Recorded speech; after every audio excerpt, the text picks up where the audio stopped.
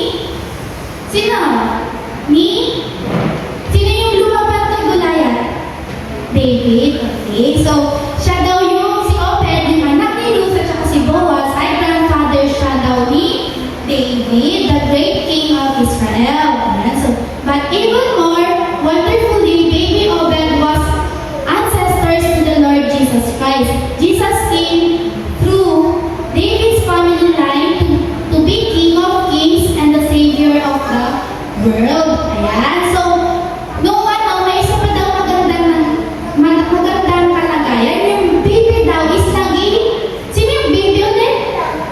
Baby? Obed. Explain niyo kung saan dyan yung tama tsaka maling gawain. Okay? One, two, three, go!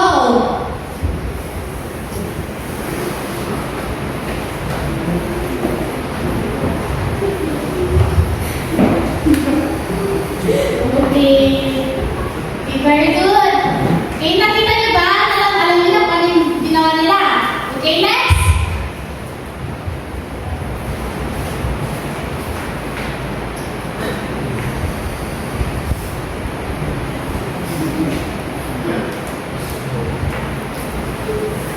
Okay, very good. Okay, dito tayo sa harap. Ano ba nila? Teacher Nathan, Teacher Noah, Teacher lahat. Okay? Sa inyo, sino yung gusto magsalita? Okay, ang sabi niyo muna, ano yung ginawa nila? Okay, sa una, si Teacher Noah at si Teacher Nathan, ano yung ginawa nila? Okay, ayan. Tayo ka. Tinulungan natin yung matanda na ano saan? Ano? Maglakad. Okay, tama ba yung teacher? Okay, tama daw. Okay, sa pangalawa naman, sino? Sino yung, ano yung ginawa nila? Okay, Edison. Ano yung ginawa nila? Nag-iwas sila. Okay, so, parang in-influence ni in-ingan ni Rila si Teacher Caleb na Galileo. Okay, so saan dyan yung tama tsaka yung maling gawain? Ano yun? See? Kila Teacher Nita at saka kila Teacher Wow. Sino yung mag-decide kanina? Tsaka si Edison. Okay, so explain nyo paano siya naging tama. At explain nyo paano siya naging mali.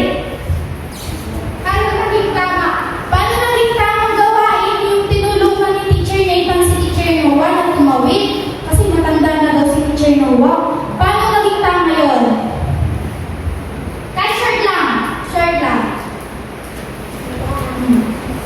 Or kahit saan? Paano nyo explain nyo yung kahit ano sa kanila? Yung mali. Paano naging mali? Paano naging tama? Moses na lang, nakita ko si Moses. Paano naging mali yung pag-video? Alam mo yun, madaling question lang yun. Paano naging mali yung pag-ini-garili? Ano? Ano yung ano ba yung magiging epekto dun sa sa katawan mo pag naninigarili ka? Magkaka-cancer agad? Hindi, magkaka-cancer daw, sabi ni Kuya Moses. Okay, very good. Okay, so, first naman, mag-aakauna is sila, Teacher Ria and Teacher Caleb. Okay, one, two, three, go.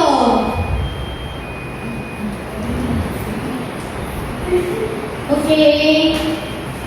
Next.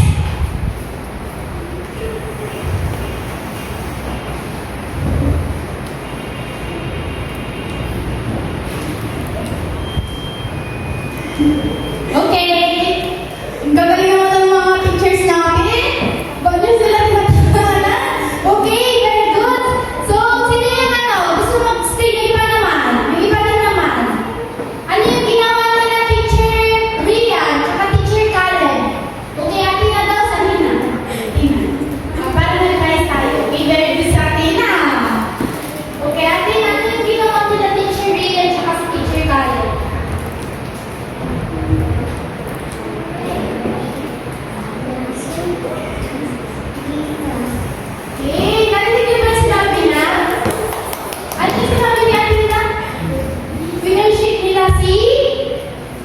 siya.